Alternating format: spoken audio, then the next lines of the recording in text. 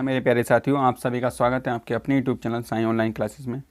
दोस्तों आज हम बात करेंगे हिंदी का प्रैक्टिस सेट नंबर 7, जिसमें 6 हम पहले कर चुके हैं। तो देखिए इस सेट का पहला क्वेश्चन आपके सामने, घोंसला का बहुवचन शब्द दिए गए विकल्पों में से कौन सा है। पहला है घोंसलो, बी में घोंसला घोंसला, सी में है घोंसले और डी में है घोंसले। देखिएगा बहुत छोटी सी मिस्टेक है, आपको बताना है इसमें कौन सा करेक्ट आंसर है। तो इसका करेक्ट आंसर है option number D. Question number 2, प्रस्तुत पंक्ति को पूर्ण करने के लिए दिए गए विकल्पों में से सही का चयन करके रिक्त स्थान भरना है। एक डैश मोतियों से डैश, तो इसमें बताना है खाली स्थान की जगह क्या आएगा। ए ऑप्शन में से बी, सी या डी। आप चारों दो शब्द हैं, दोनों लगा कर देखिएगा कौन सा साइड बैठ आएगा, जो सही हो वो उसका आपको जवाब देना है। तो देखिए दूसरे का करेक्ट आंसर क्या होगा। तो इस क्वेश्चन नंबर 2 का करेक्ट आंसर है option number B. Option number B इसका करेक्ट है। थाल, एक थाल मोतियों से जड़ा। क्वेश्चन नंबर 3, कितनी नावों में कितनी बार रचना को किस पुरस्कार से सम्मानित किया गया है। देव पुरस्कार से, सरस्वती सम्मान से, व्यास सम्मान से या ज्ञानपीठ पुरस्कार है उससे।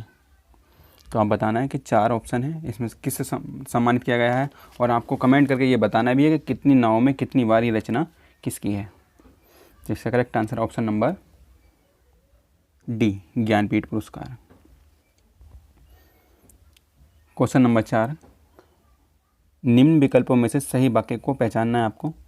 हमें परस्पर प्रेम से रहना चाहिए, हमें परस्पर से प्रेम में रहना चाहिए, या हमें परस्पर में प्रेम से रहना चाहिए, या हमें परस्पर में प्रेम रखना चाहिए। क्वेश्चन नंबर 4 का करेक्ट आंसर क्या है। तो इस क्वेश्चन का करेक्ट आंसर है ऑप्शन नंबर ए, हमें प्रेम से रहना चाहिए। क्वेश्चन नंबर 5, भगवान शब्द का स्त्रीलिंग शब्द बताना है कौन सा है। भगवान शब्द का भगवती, भाग्यवती, भागिनी या भाग्यवान। तो देखिए इस क्वेश्चन का करेक्ट आंसर है ऑप्शन नंबर ए, Bhagwati. Next question, question number 6, प्लेटो प्रत्ययवादी या आत्मवादी दार्शनिक थे। प्रस्तुत वाक्य में त्रुटि वाचक शब्द बताना है आपको, कौन सा है। दार्शनिक, प्लेटो, प्रत्ययवादी या आत्मवादी। तो इस क्वेश्चन का करेक्ट आंसर है ऑप्शन नंबर, बताइए। तो इसका करेक्ट आंसर ऑप्शन नंबर ए है, दार्शनिक। दार्शनिक कैसे लिखा जाता है, ये है दार्शनिक।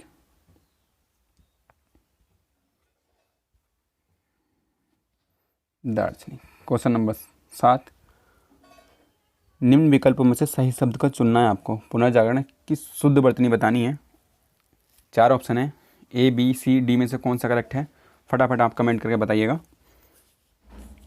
और दोस्तों इसकी पीडीएफ आपको टेलीग्राम चैनल से मिल जाएगी। टेलीग्राम और व्हाट्सएप ग्रुप का लिंक दोनों ही इस वीडियो के डिस्क्रिप्शन में मैं दे दूंगा, आप वहां से जुड़ सकते हैं। व्हाट्सएप ग्रुप से भी जुड़ सकते हैं और टेलीग्राम से भी जुड़ सकते हैं, वहां से आप पीडीएफ आसानी से डाउनलोड कर सकते हैं।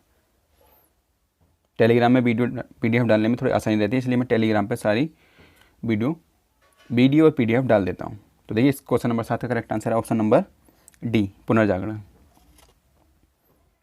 क्वेश्चन नंबर 8, दिए गए विकल्पों में से सही का चयन करके रिक्त स्थान भरना है। इस ग्रंथ को इतिहास की से भी एक महत्वपूर्ण रचना माना गया है। दृष्टि से, तुलना से, पन्ने से या और से। क्वेश्चन नंबर 8 का करेक्ट आंसर क्या होगा। तो क्वेश्चन नंबर 8 का करेक्ट आंसर है ऑप्शन नंबर ए, दृष्टि से। क्वेश्चन नंबर 9, जिस संज्ञा या सर्वनाम शब्द की विशेषता बताई जाए वह क्या कहलाता है। मतलब जिसकी विशेषता बताई जा रही है, विशेष्य कहलाता है, विशेषण कहलाता है, प्रय विशेषण कहलाता है या प्रय विशेष्य कहलाता है। तो इस क्वेश्चन का करेक्ट आंसर है क्वेश्चन नंबर 9 का ऑप्शन नंबर ए, विशेष्य। जिसकी विशेषता बताई जाए उसे विशेष्य कहते हैं, और जिसकी विशेषता जो विशेषता बताता है उसे विशेषण कहते हैं, और जो विशेषण की विशेषता बताता है तो उसे पर्यविशेषण कहते हैं। क्वेश्चन नंबर 10, जहाँ उपमा अलंकार का सौंदर्य अर्थ में निहित हो वहाँ कौन सा अलंकार होता है? शब्दालंकार, अर्थालंकार, उभय अलंकार या अलंकार? इसका करेक्ट आंसर क्या होगा? तो देखिए क्वेश्चन नंबर 10 का करेक्ट आंसर है, आप लोग अगर लग रहा हो कि टाइम में थोड़ा कम दे रहा हूँ आंसर जल्दी बता रहा हूँ, तो आप वीडियो को स्लो कर लीजिए, और तो लगता है कि देर से बता रहा हूँ तो स्पीड बढ़ा लीजिए। तो देखिए क्वेश्चन नंबर 10 का करेक्ट आंसर है ऑप्शन नंबर बी, अर्थालंकार। क्वेश्चन नंबर 11, दिए गए विकल्पों में से किस शब्द का बहुवचन रचनाएं हैं? मतलब जो रचनाएं, जो वर्ड है, ये शब्द जो है रचनाएं, ये किसका बहुवचन है? रचना, रचेता, रचाना या रचनाओं? तो इस क्वेश्चन का करेक्ट आंसर है ऑप्शन नंबर ए, रचना। क्वेश्चन नंबर 12, जहाँ किसी की बात किसी और पर ढालना है, यहाँ मिस्टेक हो गई है, ढाल कर कही जाए वहाँ कौन सा अलंकार होता है? अतिशयोक्ति, असंगति, दृष्टांत या नियुक्ति अलंकार?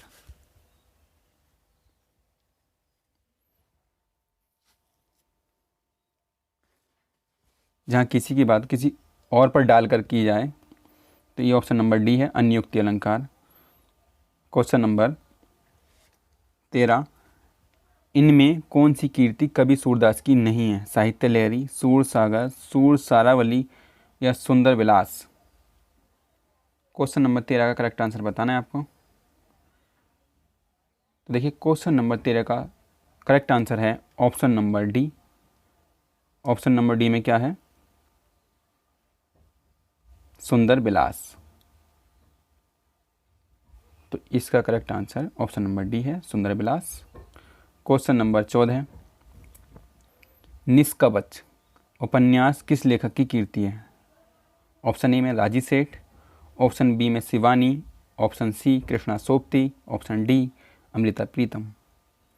क्वेश्चन नंबर 14 का करेक्ट आंसर क्या है?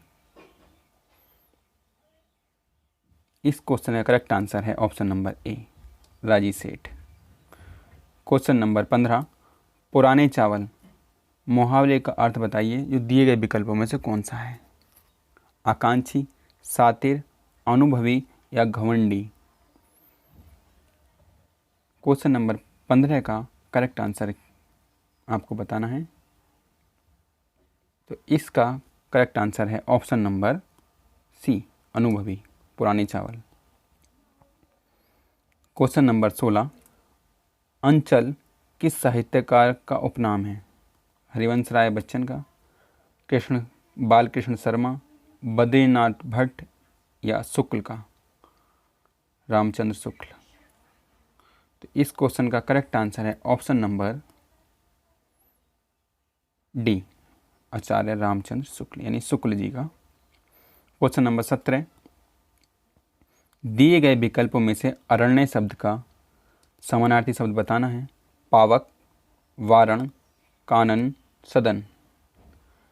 तो इस क्वेश्चन का करेक्ट आंसर है ऑप्शन नंबर सी, कानन, ये वन का पर्यायवाची है। क्वेश्चन नंबर 18, बारिश बहुत ज़्यादा हो रही है, इस वाक्य में जो ज़्यादा शब्द है वह क्या है? संज्ञा है, क्रिया है, सर्वनाम है या क्रिया विशेषण है? क्या हो रही है? बारिश बहुत ज़्यादा हो रही है, तो ये क्या है? क्वेश्चन नंबर 18 का करेक्ट आंसर है ऑप्शन नंबर डी, क्रिया विशेषण। क्वेश्चन नंबर 19, दिए गए विकल्पों में से गोष्ठी का पर्यायवाची शब्द कौन सा है? गोष्ठी शब्द का पर्यायवाची काया, सभा, कोश या कलेवर? क्वेश्चन नंबर 19 का करेक्ट आंसर क्या है? तो इस क्वेश्चन का करेक्ट आंसर है ऑप्शन नंबर बी, सभा। सभा जो है 19 का करेक्ट है। क्वेश्चन नंबर 20, दिए गए विकल्पों में से स्तुति शब्द का विपरीत मतलब उल्टा विलोम शब्द कौन सा है जिसका विपरीत अर्थ हो? प्रशंसा, अशुभ, शुभ, निंदा। क्वेश्चन 20 का करेक्ट आंसर है ऑप्शन नंबर डी, स्तुति। तो इसका है निंदा करना। क्वेश्चन नंबर 21, दिए गए विकल्पों में से केहरी शब्द का समानार्थी बताना है। मतंग, केसरी, कपि, हरिण। तो इस क्वेश्चन का करेक्ट आंसर है ऑप्शन नंबर ए, मतंग। क्वेश्चन नंबर 22, दिए गए विकल्पों में से भर्ती का मतलब भर्ता का पुल्लिंग शब्द बताना है। भर्तनी, भारी, भर्ती या भर्त्री। 4 ऑप्शन हैं। क्वेश्चन नंबर 22 का करेक्ट आंसर क्या है? तो इस क्वेश्चन का करेक्ट आंसर है option number D, Bhartari. Question number 23, दिए गए विकल्पों में से सही का चयन करके प्रस्तुत वाक्य को पूर्ण करना है। आपको बताना है कि रविन्द्रनाथ ठाकुर को नोबेल पुरस्कार मिलने के डैश में ब्रिटिश सरकार पत्रों में मिश्रित हुई क्या चीज़? तो इस क्वेश्चन का करेक्ट आंसर है ऑप्शन बताना है ए, बी, सी, डी में से क्या है? तो इसका सबसे बेस्ट आंसर है option number D, Rabindranath Thakur को नोबेल पुरस्कार मिलने के संबंध में ब्रिटिश समाचार पत्रों में मिश्रित प्रतिक्रिया हुई। क्वेश्चन नंबर 24, सागर सा गंभीर हृदय हो, गिरी सा ऊंचा हो जिसका मन। इसमें कौन सा अलंकार है? देखिए इसमें तो पहचान शब्द दे रखे हैं। किसी अलंकार में जहाँ पहचान शब्द ना दिए हों वहाँ तो थोड़ी दिक्कत भी आती है अलंकार को पहचानने में, लेकिन इसमें तो हिंट ही दे रखा है। सागर सा, गिरी मतलब पहाड़ सा, तुलना हो रही है ना। तो इसमें कौन सा करेक्ट आंसर होगा 24 का? ऑप्शन नंबर सी, उपमा अलंकार। क्वेश्चन नंबर 25, दिए गए विकल्पों में से वस्तु का जो वस्तु शब्द है उसका बहुवचन शब्द कैसे लिखेंगे आप? वस्तुओं या वस्तुओं, देखो दोनों में सेम है, बस मात्राओं का फ़र्क है। और ऑप्शन नंबर सी वस्तुएं, ऑप्शन नंबर डी वास्तु। तो इस क्वेश्चन का करेक्ट आंसर है ऑप्शन नंबर सी, वस्तुएं। क्वेश्चन नंबर 26, जंगल जहाँ शुरू होता है उपन्यास के रचयिता कौन है? ये उपन्यास का नाम है, जंगल जहाँ शुरू होता है। तो देखिए क्वेश्चन नंबर 26 का करेक्ट आंसर आपको बताना है। ए में भीष्म साहनी, नरेंद्र कोहली, राजेंद्र यादव या संजीव। 26 का करेक्ट आंसर क्या है? इसका करेक्ट आंसर है option number D, Sanjeev. Question number 27, नीचे दिए गए विकल्पों का सही वाक्य पहचानना है। सही वाक्य कौन सा है? पद्मावत के रचयिता कबीर हैं, पद्मावत के रचयिता बिहारी हैं, पद्मावत के रचयिता जायसी हैं या पद्मावत के रचयिता तुलसी हैं। तो इसका करेक्ट आंसर है ऑप्शन नंबर, पद्मावत किसने लिखी है? कुल मिला के रचना के इस जो रचना है इसके रचयिता के नाम पूछना है इस तरीके से। तो जिस हिसाब से क्वेश्चन पूछा है इस हिसाब से तो ये पता करा इन्होंने पद्मावत के रचयिता कौन है। तो इसका correct answer option number C, 27 का सी करेक्ट है। क्वेश्चन नंबर 28, किस कवि को सोवियत लैंड नेहरू पुरस्कार से सम्मानित किया गया है? अज्ञेय को, जयशंकर प्रसाद, सुमित्रानंदन पंत या नागार्जुन। तो देखिए क्वेश्चन नंबर 28 का करेक्ट आंसर है option number C, Sumitranandan Pant. अब देखिए ये दिया है गद्यांश, इस गद्यांश को पढ़ना है।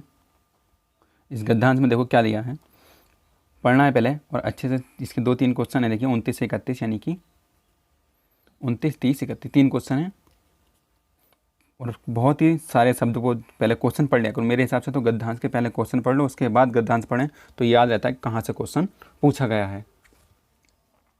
देखिए गद्यांश है इसमें, पर्यटन आधुनिक सभ्य समाज में अपना एक विशिष्ट महत्व रखता है। आज व्यक्ति एक स्थान विशेष पर सिमट कर नहीं रह गया है, पर्यटन एक उद्योग का रूप धारण कर चुका है जहां सरकारी प्रोत्साहन का एक मुख्य विषय बन चुका है, आधुनिक युग में पर्यटन का महत्व भी बढ़ गया है। यह न केवल आर्थिक बल्कि सामाजिक दृष्टि से भी महत्वपूर्ण है। पर्यटन से कई व्यवसाय पनपते हैं। हस्तशिल्प व लघु उद्योग को बढ़ावा मिलता है। पर्यटन रोजगार के साधन भी उपलब्ध कराता है। ये बात बिल्कुल राइट है। अब देखिए, इसमें बताना है कि पर्यटन आज किसका रूप धारण कर चुका है, रोजगार का, उद्योग का, कला का या शिल्प का। तो इसमें करेक्ट आंसर है ऑप्शन नंबर, इन्हें तो हमें याद करना थोड़ी ना होता है, इनमें तो गद्यांश पढ़ो और आंसर दे दो। तो 29 का correct answer option number B, उद्योग का। क्वेश्चन नंबर 30, गद्यांश में पर्यटन शब्द कितनी बार है। आप गद्यांश आप खोलिएगा, पीछे बैग में जाइएगा, लीजिए मैं गद्यांश में दिखा दे, गद्यांश आप बैग जाना और आप देख लेना। तो गद्यांश में पर्यटन शब्द 5 बार प्रयुक्त हुआ है। ऑप्शन नंबर डी इसका करेक्ट है। क्वेश्चन नंबर 31, दिए गए विकल्पों में से लघु शब्द का समानार्थी शब्द कौन सा है। पर्यायवाची छोटा, विशाल, दीर्घ, बड़ा। तो इसका करेक्ट आंसर है 31 का ऑप्शन नंबर ए, लघु का समानार्थी यानी पर्यायवाची छोटा। लघु का मतलब भी छोटा ही होता है। क्वेश्चन नंबर 32, रिक्त स्थान की पूर्ति करनी है हमें। इस घटना के बाद आज़ादी हासिल करने की इच्छा और जोरों से यानी और जोर से घुमरा रही थी, गरज रही थी, उमड़ रही थी, भनक रही थी। तो इसका करेक्ट आंसर है ऑप्शन नंबर सी, उमड़ रही थी। क्वेश्चन नंबर 33, लोकोक्ति को पूरा करना है। थोता डैश बाजे डैश, क्या लोकोक्ति है ये। काला घोड़ा, चना या घना। तो देखिए इसमें या घोड़ा काला या घना चना। तो इसका करेक्ट आंसर है ऑप्शन नंबर बी, थोता चना बाजे घना।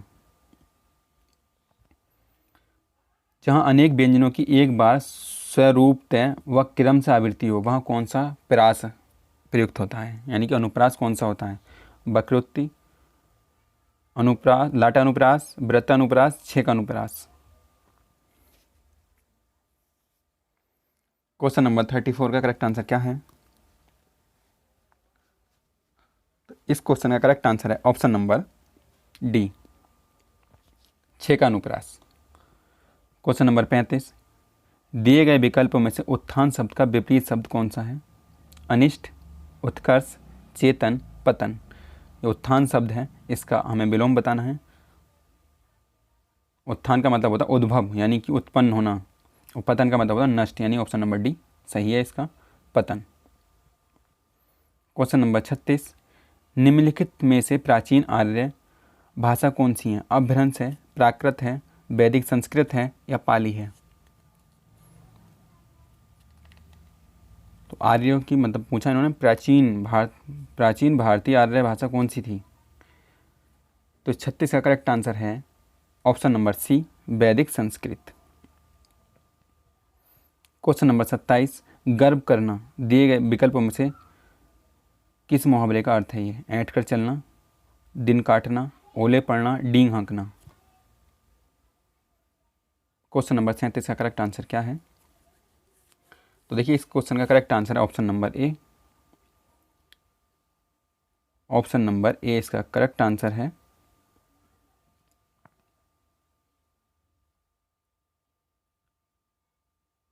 ए में क्या दिया है, ए में दिया है ऐंठ कर चलना, ऐंठ कर चलना। क्वेश्चन नंबर 38, दिए गए विकल्पों में से सही वाक्य का चयन करके प्रस्तुत वाक्य को पूरा करना है। गणेश जी महाभारत लिखने को तैयार हो गए। उन्होंने एक शर्त रखी कि कलम एक बार उठा लेने के बाद काव्य होने तक वे बीच में नहीं रुकेंगे। तो इसमें क्या, परंतु, घोषित, और, अघोष, लेकिन, कंपन, किंतु या समाप्त। तो इस क्वेश्चन का करेक्ट आंसर है ऑप्शन नंबर डी। पूरा करके देख लेते हैं। गणेश जी महाभारत लिखने को तैयार हो गए, किंतु उन्होंने एक शर्त रखी कि कलम एक बार उठा लेने के बाद काव्य समाप्त होने तक वे बीच में नहीं रुकेंगे। क्वेश्चन नंबर 39, गुड़ ना दे गुड़ की ऐसी लोकोक्ति को पूरा करना है। इस लोकोक्ति को पूरा करो। रोष तो करे, लड़ाई तो करे, सी बात तो करे या राज तो करे। तो देखिए ये बात अधिकतर बोल देते हैं जो पुराने लोग हैं, वो तो ज़्यादा ही बोल देते हैं कि गुड़ न दे गुड़ की सी बात तो करे। ऑप्शन नंबर सी इसका सही है। यानी कि अगर आदमी कुछ मान लो अंदर से सही भी नहीं है, कुछ देना भी नहीं चाह रहा, तो मीठी बात तो कर ले। बात ये है ये। और दोस्तों इसकी PDF आपको डिस्क्रिप्शन में लिंक है टेलीग्राम का, वहाँ से ज्वाइन करके आप डाउनलोड कर लेना और आप इसको सॉल्यूशन कर सकते हैं। आंसर के लिए आपको वीडियो देख सकते हैं। क्वेश्चन नंबर 40, कल शायद परीक्षा परिणाम घोषित हों में कौन सा काल प्रयुक्त हुआ है? सामान्य भविष्य काल, संभाव्य भविष्य काल या भविष्य काल या पूर्ण भविष्य काल। अब ये देखिए इन्होंने होगा वही तो शायद उन्होंने लगा दिया, यानी कल होगा, अभी हुआ नहीं है तो होगा तो भविष्य में ही, लेकिन ये चारों ऑप्शन भविष्य के ही हैं। लेकिन शायद बट लगने के बाद ये क्या कंफर्म हो गया कि ये जो है संभाव्य भविष्य काल है। ऑप्शन नंबर इसका बी सही है। तो दोस्तों ये थे 40 क्वेश्चन आज के टेस्ट के। आपको अगर अच्छे लगे हों, सही लगे हों और आपको लगा हो कि ये वीडियो आपके लिए हेल्पफुल है तो वीडियो को लाइक करें, शेयर करें और चैनल को सब्सक्राइब करें। नमस्कार।